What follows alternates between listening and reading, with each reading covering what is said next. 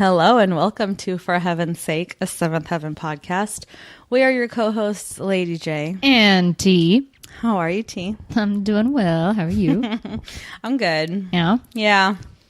I'm a little like antsy pants today. Antsy pants? Yeah. Because of this episode? No, just in general. Okay. I'm like, I don't know. I don't know what that's going to mean as far as how I am on this episode. Well, it just makes it interesting now. I guess. I'm looking forward to it. Ugh. I think we should just get right into it. I think so. Okay, so this is episode 1018 titled Invitation to Disaster. And the Amazon Prime spoilie is Annie tries to stop Simon's wedding. Damn. Okay. Sweet and short. Short and sweet. Yeah. So a lot of things are happening in this opening cold open part. Yeah. What is it? What's it called? The cold open. The mail has come. The twins love getting the mail, apparently. Yeah. And for whatever reason, when they hand the pile of mail to Annie, they withhold one of the pieces of mail. Yeah. Like, how did they know to keep that back? Like, that doesn't track for me. Like, it seems like a little too advanced for the twins to be like, oh, there's also this one. It's true. It's true. I don't understand what game they're playing there, but it's all junk mail and shit. And then the taller one hands Annie. I don't know which one is which. That's the best. The taller one. Is that David?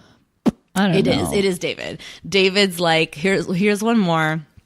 And Annie is like frozen in her tracks. Yeah. And you can kind of tell from the envelope, it's all like fancy cursive writing. It's pretty big too. Yeah. It looks like what you think it is. Yeah. And it stops Annie dead in her tracks. And at that moment, Eric comes in and the kids are like, going out to put the junk mail in the recycling bin or whatever. And so he comes in and talks to Annie. Is that an invitation to disaster?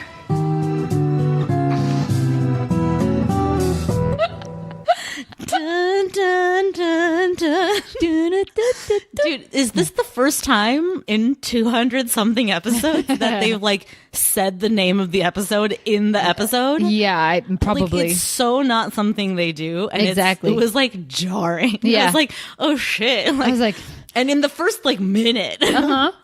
That I was shocked too. I'm like, already they're gonna say the title? Like they never have, but why so soon? Well, and it's also one of those titles where it's like so obvious, like it did not need to be said. You know what I mean? Like it wasn't like a vague title where you need a character to say it so that you can put a context around it. You hear Invitation to Disaster, you know exactly what that means. Yeah. Like there's no shock to the fact that Simon's invitations have come. Yeah, like come exactly. on. But what I love too is like we cut over to Lucy and Kevin's house, and Lucy's also checking the mail, and she gets the same invite, and then she gets another one that she's like all like wistfully smiling about, and I'm like, oh, like what's that one? Because we didn't see Annie get that one Exactly. and so when they're talking after Annie's initial shock, we learn that May 13th is the date of both Simon's wedding to Rose and Matt and Sarah's medical school graduation. Yep. So the shit has well and truly hit the fan. Never. Yeah. I think it's interesting that they picked. I don't know. I'm surprised that they did this in this episode this way, but I was like, okay, all right, let's see what happens. What do you mean that they did what? That they decided to put both dates and try. I didn't think that this was going to be an issue. Like they're trying to find a way for them to break up, Simon and Rose. Okay. I didn't think that like a date would be an come issue. Down to the date. Yeah. You know what I mean? I'm like, really? Okay. Well, and it's also kind of, I think, an interesting way of re-bringing Matt and Sarah into the fold. Yeah. Because they've been like missing in action for the better part of like 2 seasons now. I think the last time we saw Matt was when the rat's out of the bag. Yeah, exactly. And then Sarah was last season, maybe. Yeah. It was like that Thanksgiving episode. So it's almost like don't forget about them. They still exist, kind of moment. And funnily enough, May 13th is like a really important date because it's the date that the final episode of season 11, so like the last episode ever, aired in 2007. And even more importantly, it will also be the day that the last episode of this podcast airs. Oh, did everybody get sad? So May 13, 2006 is an important day to the Camdens. May 13, 2007 is an important day to Brenda Hampton, I would imagine. I would assume so. And May 13, 2019 is quite the important day for us and you, dear listener. Yep. So it was kind of funny. It was kind of funny that they kept like talking about May 13th, May 13th. I was like, okay, keep reminding us, dude. Like, So anyway, Annie is like immediately like, nope, not happening. They're going to have to move their wedding. There's no way I'm missing math graduation. The way she was so excited. Crazy. Oh, I know. It lands on the same day. Woohoo! I was like, okay. Yeah, she got really excited that would mean that they would have to push the wedding and give her more time to break up the wedding, essentially, I guess. Which, okay, whatever. Fine. And then we cut to Sarah. Sarah gets like 2 minutes of airtime in this episode. Yeah.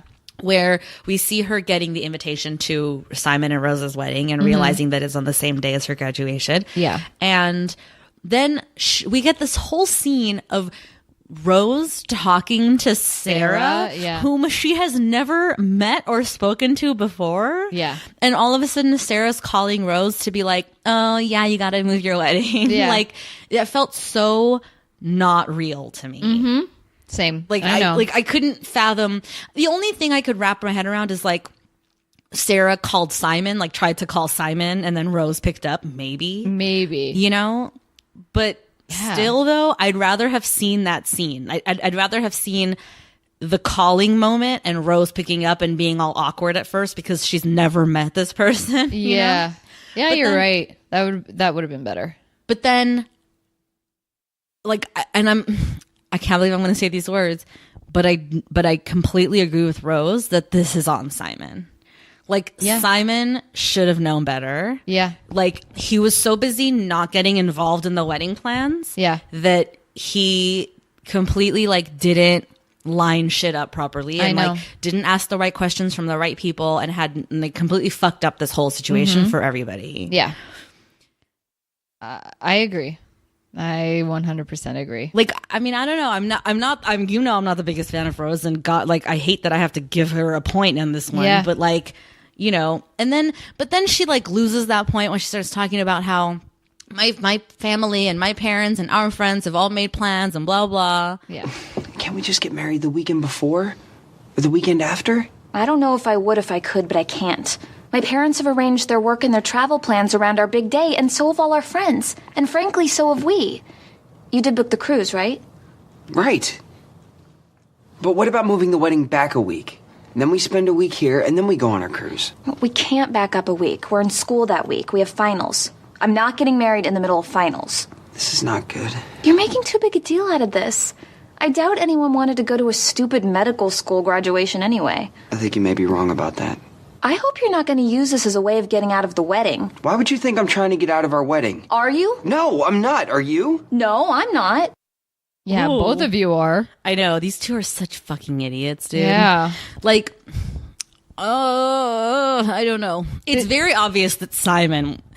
Okay, I think unconsciously or subconsciously, Simon did this on purpose. I don't think he, like, willfully made this happen so that he could potentially have an excuse to cancel the wedding. Yeah. But I feel like he didn't care enough because he doesn't care enough about this wedding. I agree. Yeah, I agree. Right? I don't think he's fully in it. He keeps repeating that he loves her. And also, he definitely didn't book that cruise.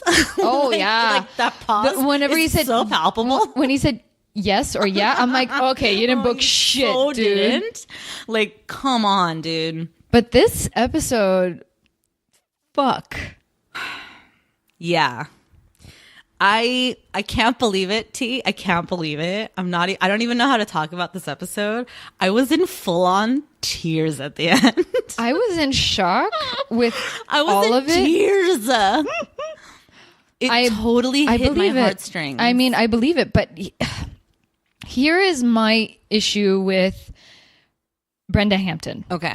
I know, she's a total fucking bitch. She really is, though. She's the worst. The worst. Yeah. Like, you have been building up this character since last season for me to hate her. It's so unfair. Successful, because I do. But she gave me... Okay, first of all... Yeah. This entire like heart-to-heart moment that she does have with Annie, which I'm sure we'll break down. This is my issue. Oh no, this is it. Which my only issue is this. You gave me how someone is supposed to experience growth, and she breaks it down psychologically. Rose breaks down why she is the way she is, almost beat by beat, the way you would expect growth in a person with this kind of background, with this kind of pattern. It was so perfect that I'm like, this is frightening. But not to say that I don't believe it, but when it's that perfectly choreographed, it's almost like, wait, is this all made up? Like, is this just an excuse she's using or whatever? Yeah, but especially because we never saw the talk that Umberto gave her. Exactly. Oof, that totally crossed my mind. It crossed my mind, but I am going to choose to believe this, Rose. And if the shoe drops, which it might or it won't, I don't care. I'm going to believe that she's a good person on purpose because I'm going to ride this wave. I'm going to ride this wave. I'm going to be on Annie's side. I want to know what happens. Okay, so here's what I actually think is going to happen, or is happening here. I think this whole time, you and I have been waiting for this ultimate like blow up, breakup moment. Yeah. Where the shit hits the fan and like, oh no, they're going to break up and the wedding's not going to happen. Huzzah, right? Yeah. I don't think that's it at all. I think the very end of this episode tells us that, in fact, what's going to happen is that the wedding isn't going to happen, but it's not going to be because of some blow up, breakup, big blowout moment. Yeah. It's just simply going to be that Rose and Simon are going to come to their senses and realize they don't want to marry each other. Exactly. Which is the worst payoff. I know. For all of the drama and the like build up of ill will towards Rose that has been happening for the entire fucking season. You painted this great villain. It's the worst payoff that it's just like, oh well. You know?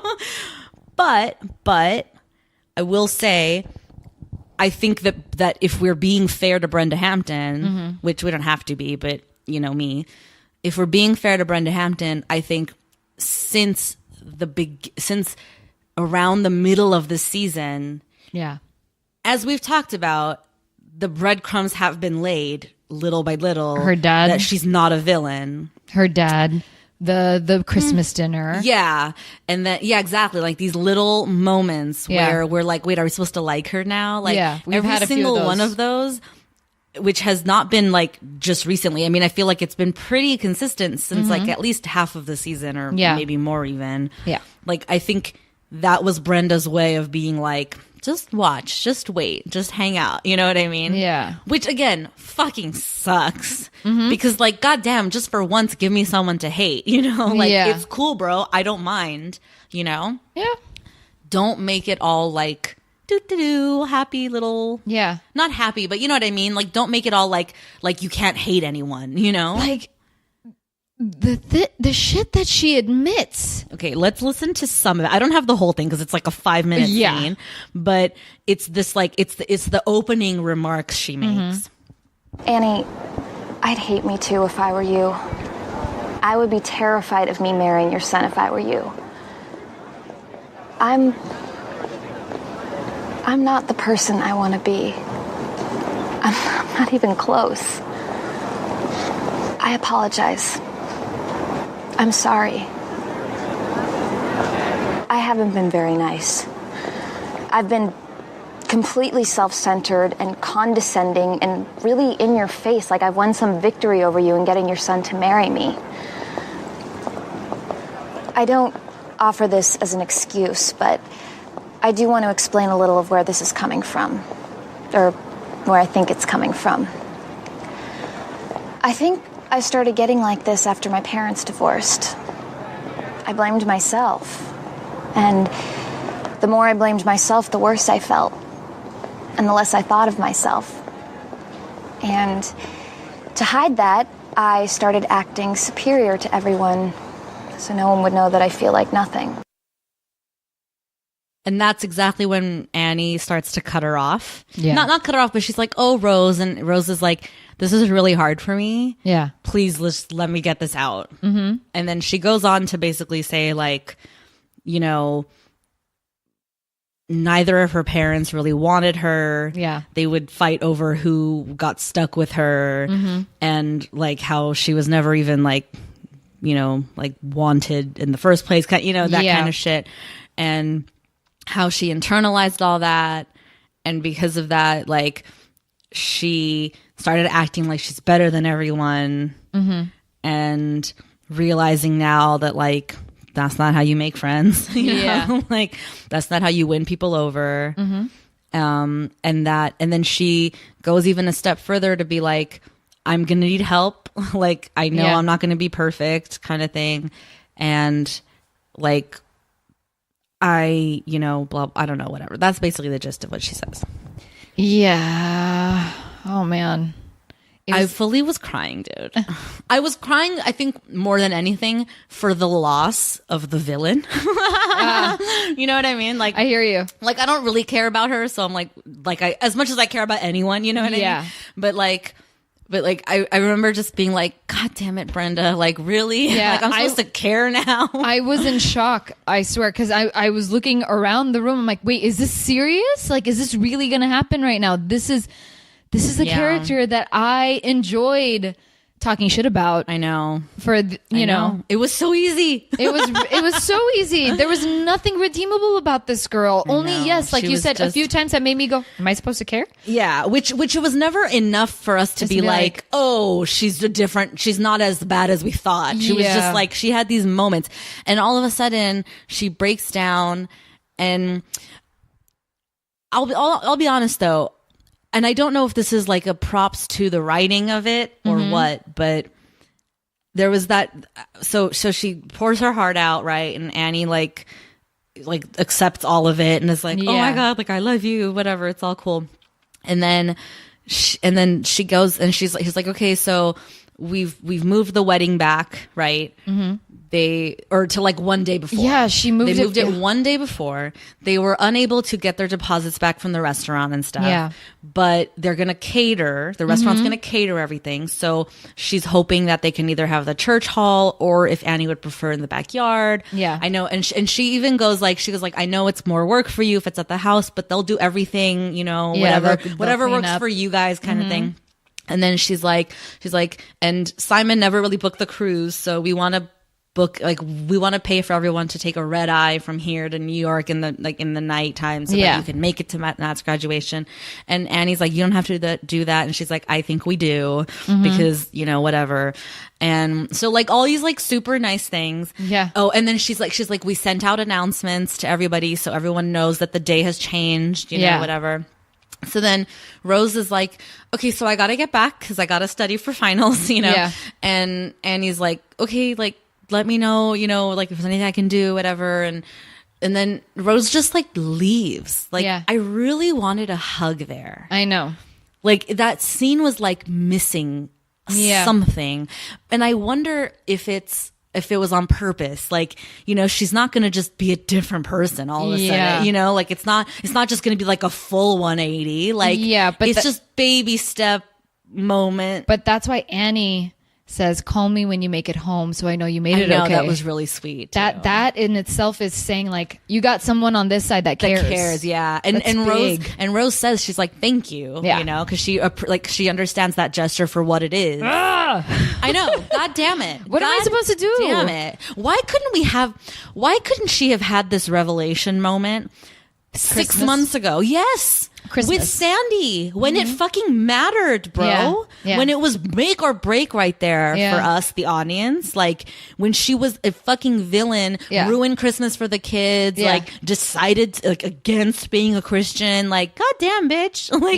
Like, why couldn't this have happened then? It took Umberto coming back in your life for you to realize how great you are. Yeah. And that's why Annie says, she's like, good news is I love Rose. Bad news is I don't think she's going to be with Simon. Yeah. Which, I don't know. No. I still buy it because Umberto is like on the blazing path, man. Like, he is not going to let her go. And he's like, I'm having her. I don't care what y'all say. So, because he and Annie are in fucking cahoots this whole episode. Yeah. Trying to break up. I love the craziness of this episode.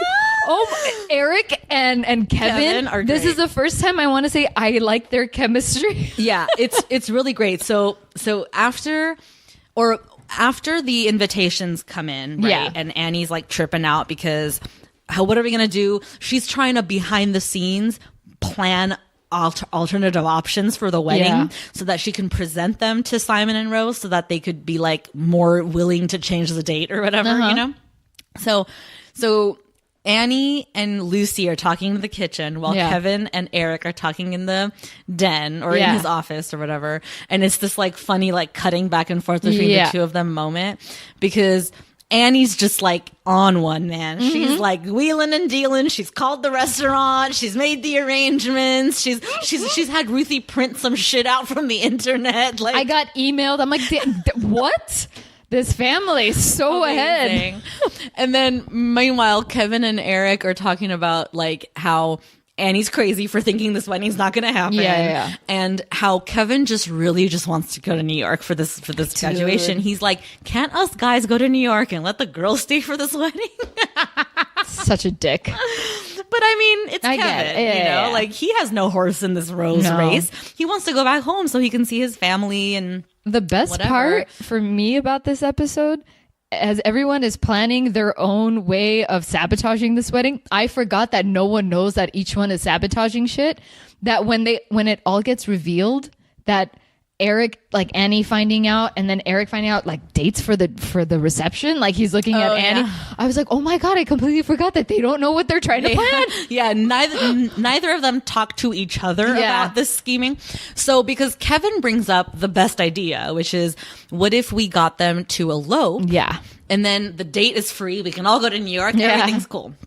So Eric's like, that's actually not a bad idea because they're going to get married anyway. We can't stop it. Yeah. So at least if they do that, we don't have to worry about it.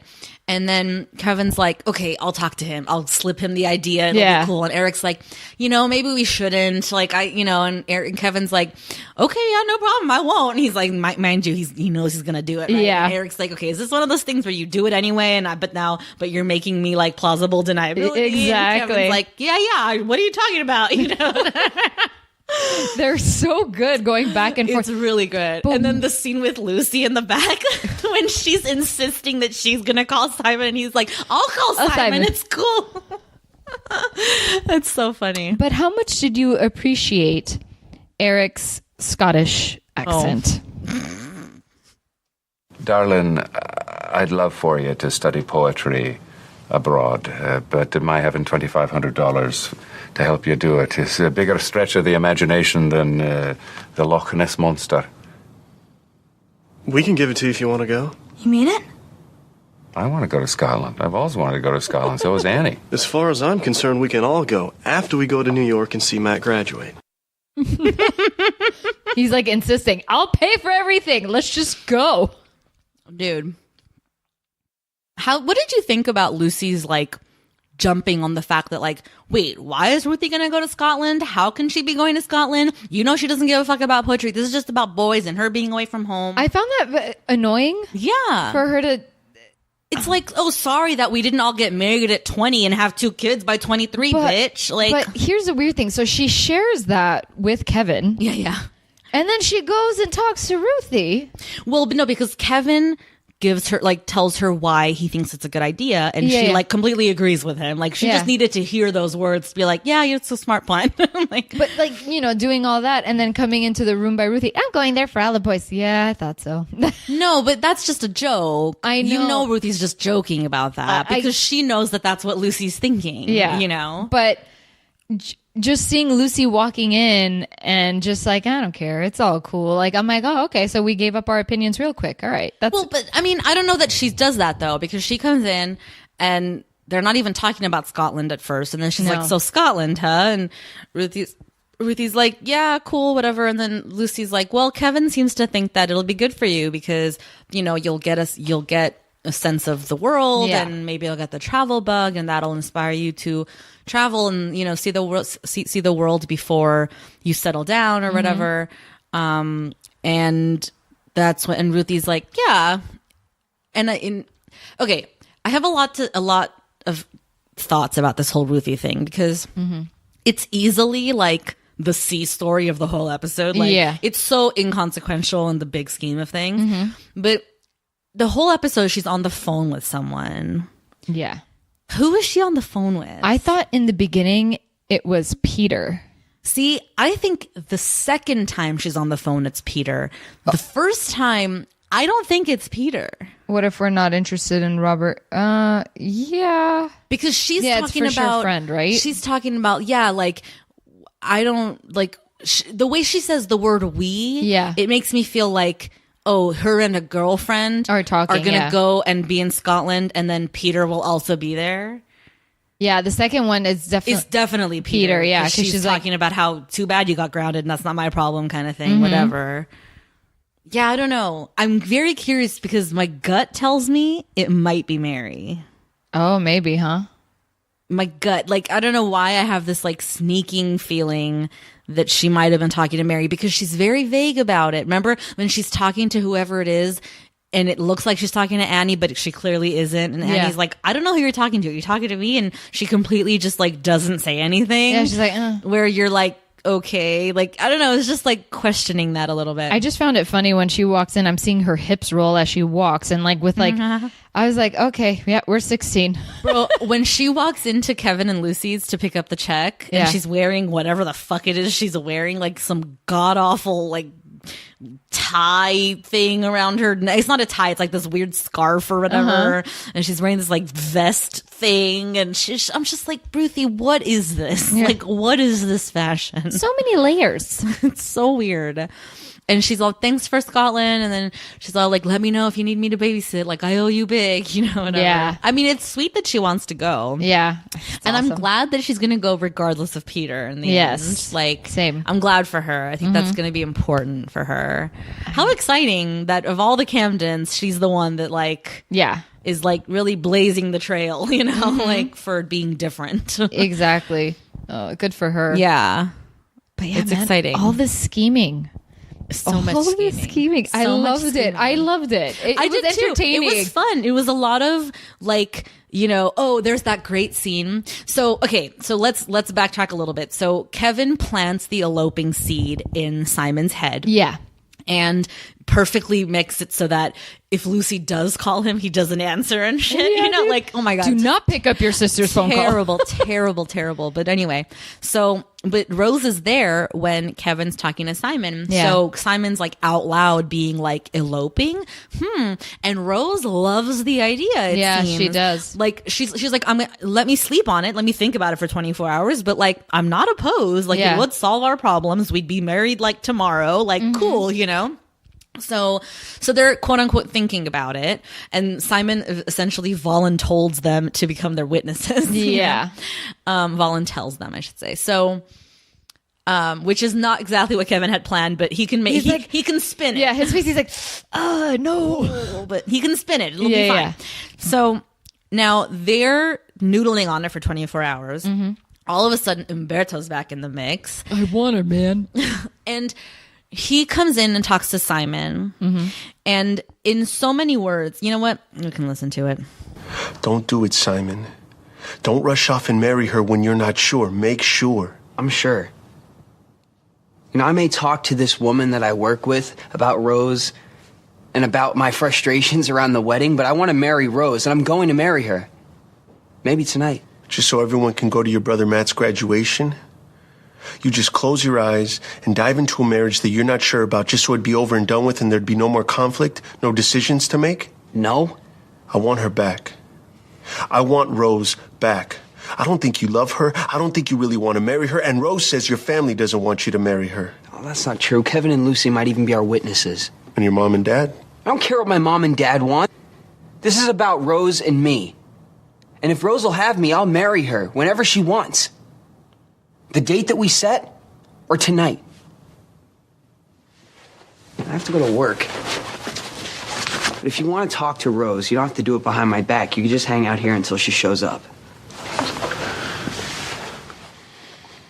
Thank you. I will. Fine. I've got nothing to hide. Feel free to answer the phone. I mean, I'm kind of proud of Simon for like being a man. But that also, I think, ends the story of Mystery Girl. I don't think we'll ever see her again. Essentially, we find out that she's just someone he works with. Yeah. I still don't love the comment though of you want to come out and play. Remember in the last episode? Ugh, that's weird. But anyway, so that happens, and then Rose comes home, and Umberto's there, and he tells her, or essentially convinces her that she doesn't want to elope. She wants to have the big wedding she planned. Yeah. And as he calls the veil a net.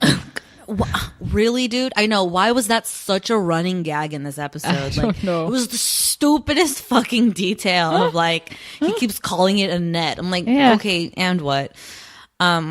So then he's like, you better call the Camdens because they're on their way here to witness your elopement. Yeah. And so she calls Annie's cell. And Annie's like out of it. So she calls and she goes, Annie, we're not gonna elope. So you can stay home or whatever. Yeah.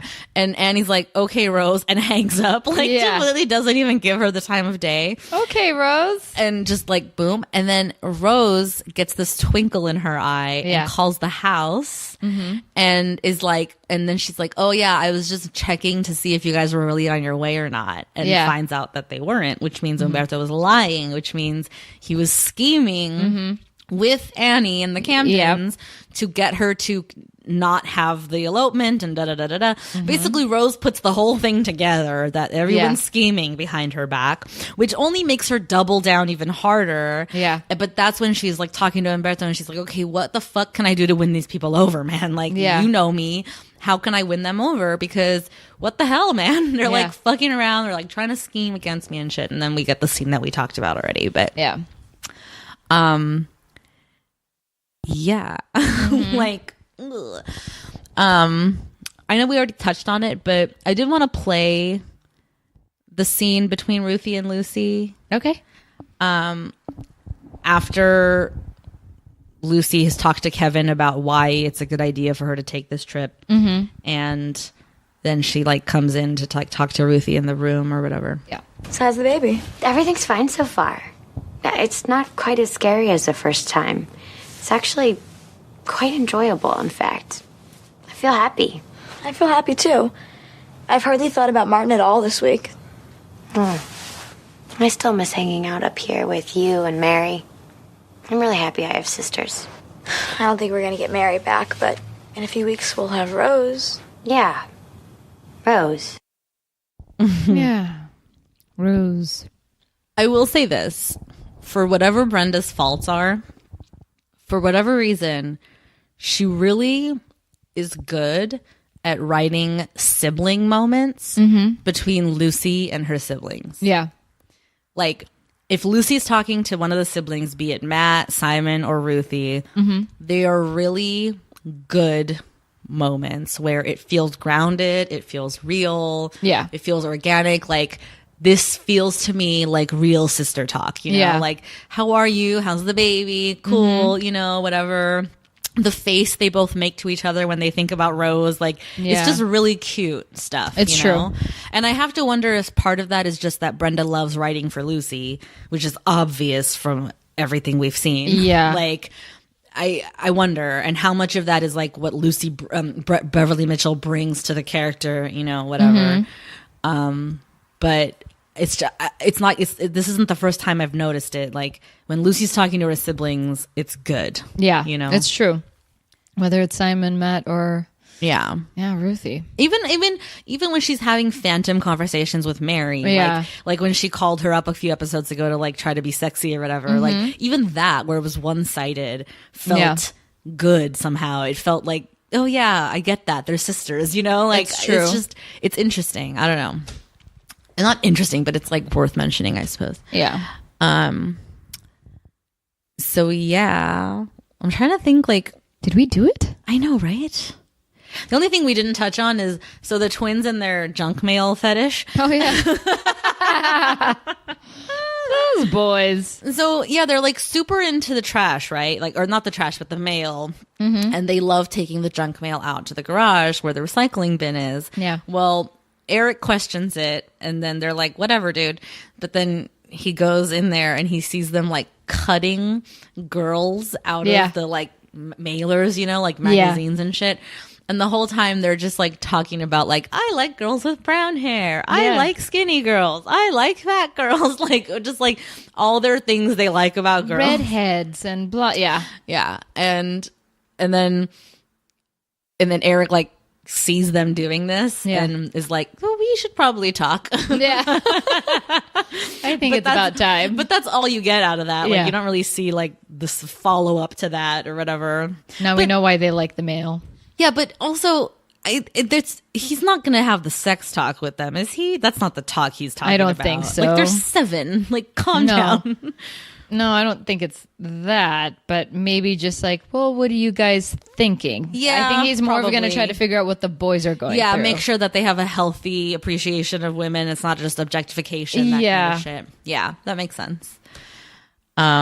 But yeah, these little boys, they are so weird. Like, these twins are so fucking weird. I'm really tired of this show taking the time to show you their reaction to a fucking question. Like, you see, like, cut shot face. Okay, they said their line. Cut shot. It's always, well, because they're not actors. I know. Just like, can it just be a wide shot where you're showing all? No, of them because they're not actors. I know, because you can't trust that they're gonna have the right face at the right time. So they have to do singles on them or doubles or whatever on them, like where they can edit it together. Where, you know what I mean? Like, I know. Like it's very noticeable in the editing. Like it's just like they're bad actors. Like whatever. You know? It's just like annoying, fucking Savannah's acting circles around them, and she's Savannah, a baby, dude. She's amazing. Like, this bitch can fucking laugh and cry on cue. Yeah. Like, she's awesome. Oh, how did you feel about Annie telling Lucy, or, you know, making that statement, you think you're a better Christian than me? Oh, shit. Okay, dude, so I loved it. Let's listen to that fight. Okay. With God, all things are possible. Mom, I don't think I'd bring God into this. And why not? What, do you think what I'm doing is wrong? I didn't say that. It's just that you don't want to just change the date of the wedding. You're trying to get them to call off the wedding, and I don't know if I want any part of that. What, do you think you're a better Christian than I am just because I'm doing everything in my power to keep my son from making the biggest mistake of his life? No, I didn't say that either. And you're not keeping him from making a mistake. You're just delaying it.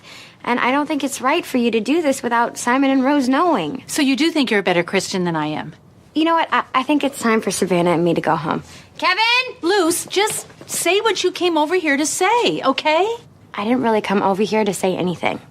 I want to go to Matt's graduation too, but Simon's getting married, Mom, and he's getting married on the same day that Matt graduates, and there's nothing we can do about it, unfortunately. Well, I have to believe that there is. Simon and Rose can get married on another Saturday, if they're actually going to go through with this charade. Any Saturday but that one. Yeah, well, whatever. Good night. Yeah. I don't know how I feel about Lucy's yeah, well, whatever, good night moment. She's just done with the conversation because she knows she can't convince her mom of anything. She said what she had to say, and I liked what Lucy had to say. You're just delaying his mistake. Yeah. Regardless, he needs to make it.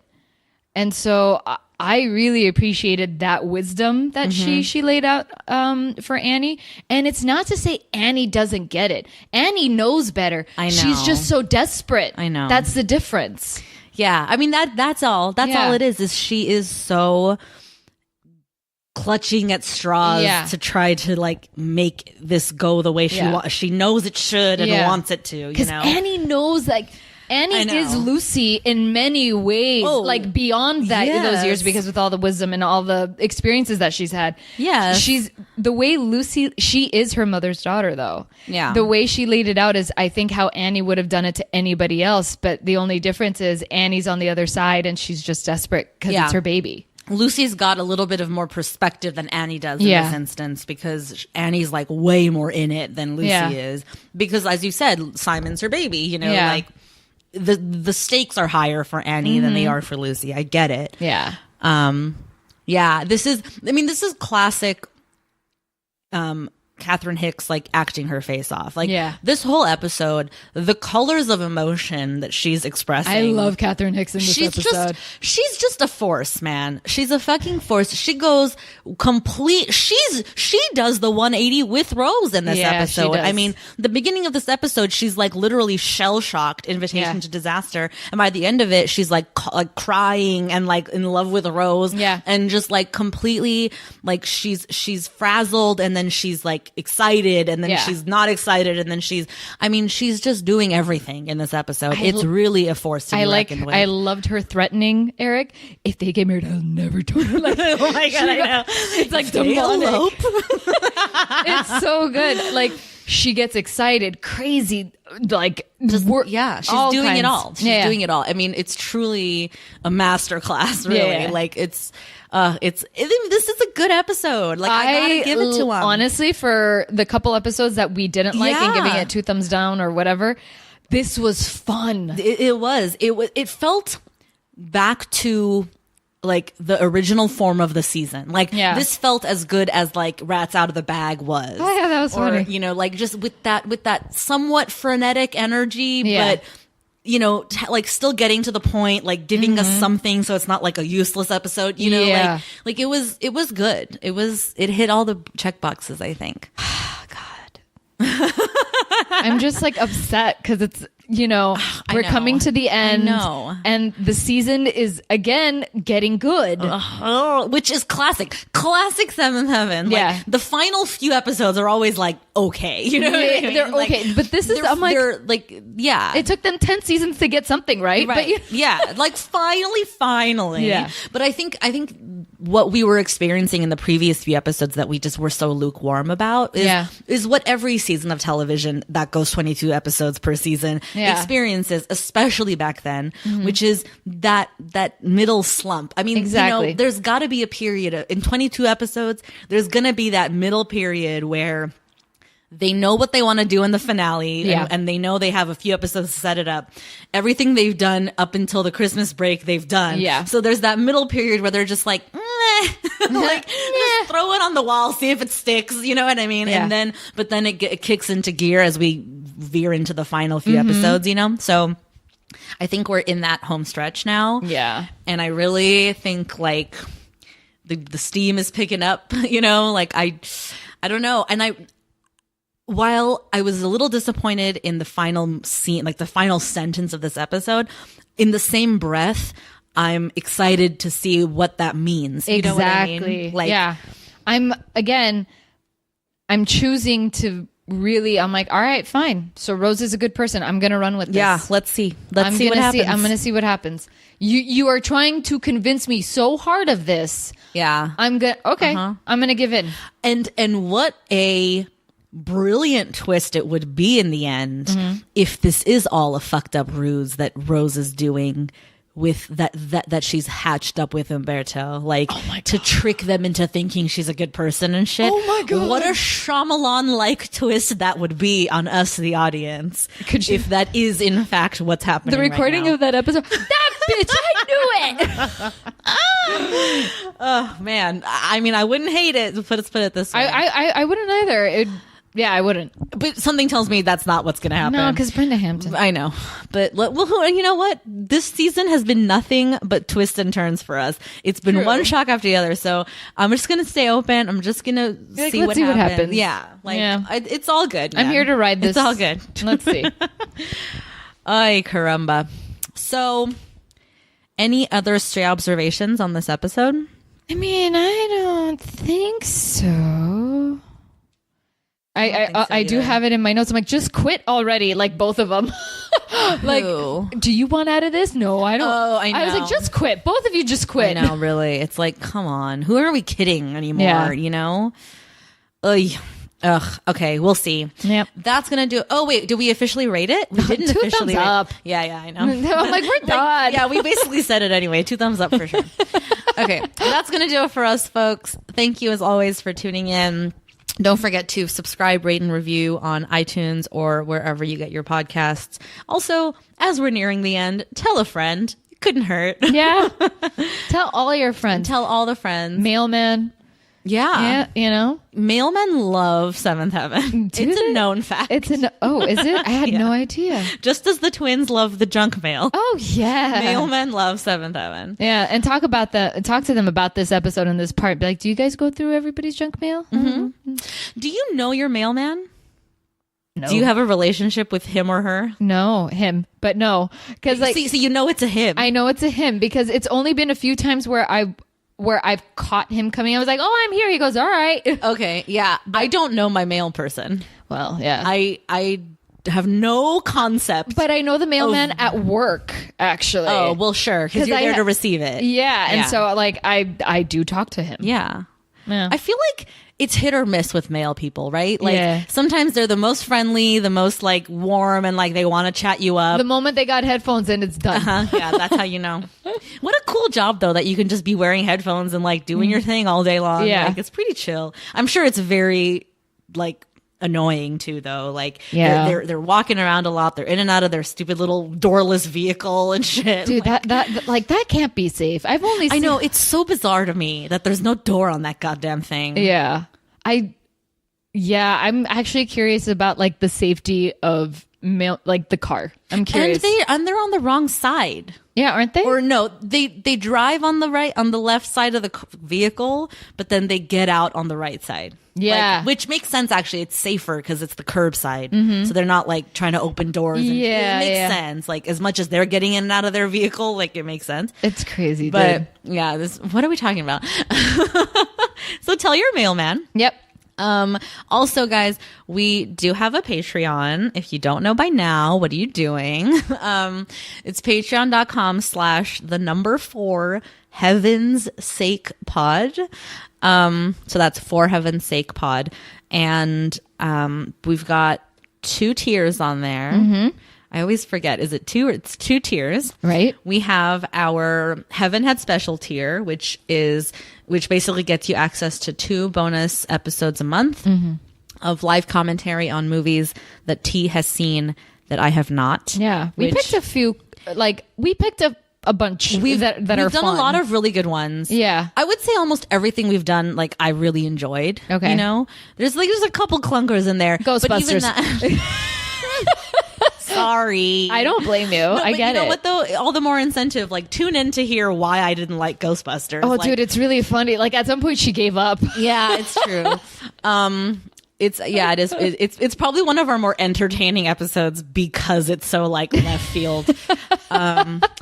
But yeah, we've got like almost 30 episodes up there, I think, at this point. Damn. Or so, like 25 or whatever. There's like a lot of content there that will all be available to you. Holy shit. Once you subscribe. So check that out. But if that's just like out of, you know, if that's just too much for you guys, we get it. That's why we have our Keep the Lights On tier. And that is just $1 a month. And what that'll do is really just help keep the lights on, by which we mean once we stop doing this podcast every week, we want to be able to keep it available on Apple Podcasts or wherever you get your podcasts. And to do that, there's some cost associated with that. And so you're subscribing to the Keep the Lights On tier will basically help us continue to keep it available on all the places where you get your podcasts. So check those out. It's patreon.com/For Heaven's Sake pod. The links are in the liner notes. You know what to do. And until next time, bye. Bye.